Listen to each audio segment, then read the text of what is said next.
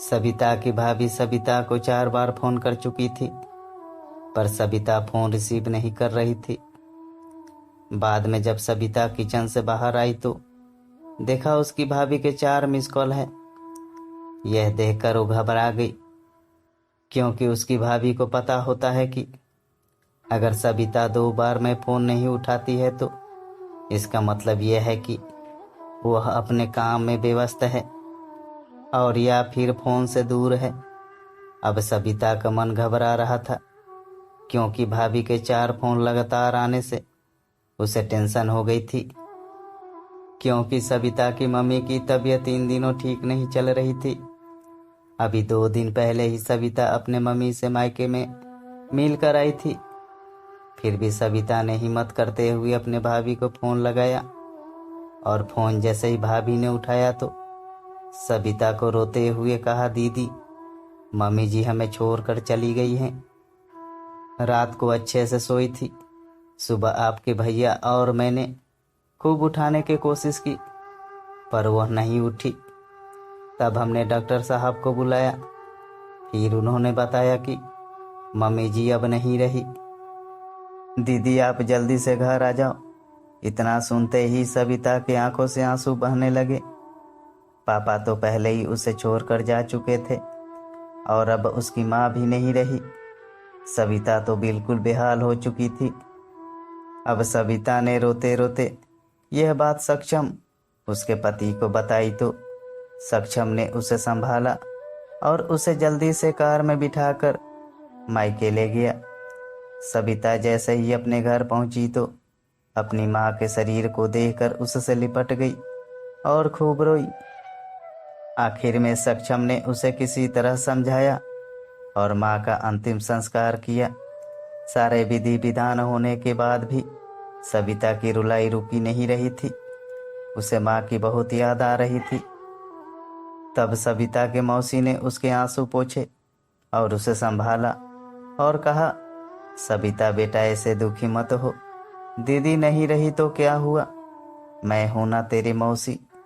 मेरा घर भी तेरा मायका है। तेरा जब मन करे तब आ जाना अपने मौसी के पास। वैसे कहते भी तो है, मौसी मतलब माँ जैसी।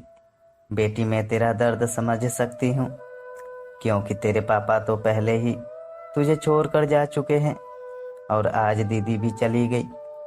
कहते हैं कि माँ के जाने के बाद तो लड़कियों का मायके ही छूट जाता है। यह भाभी तो बस दुनिया को दिखाने के लिए नाम का रिश्ता होता है, क्योंकि मायका तो माँ से ही होता है।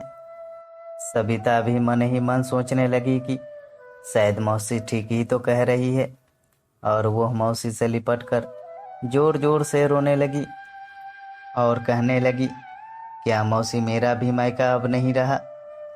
तभी सविता की भाभी दूर बैठी दोनों की बातें सुन रही थी। पहले तो भाभी ने सविता को चुप कराया और फिर उसे दिलासा दी। फिर भाभी ने मौसी से कहा कि मौसी जी, आपने ऐसे कैसे कह दिया कि मायका केवल माँ से ही होता है।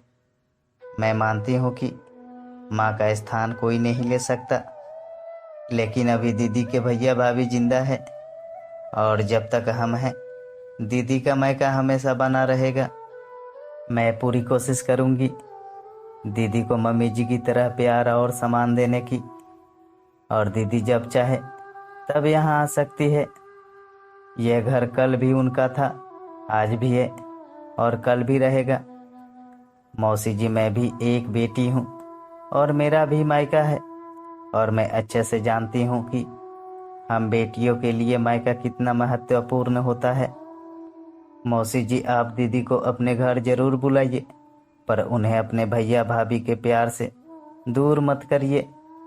तभी मौसी ने कहा, बहू, आज के ज़माने में तेरी जैसी सोच रखने वाली भाभी बहुत कम मिलती है। मुझे माफ़ कर दे, मैंने सविता को गलत राह दिखाई।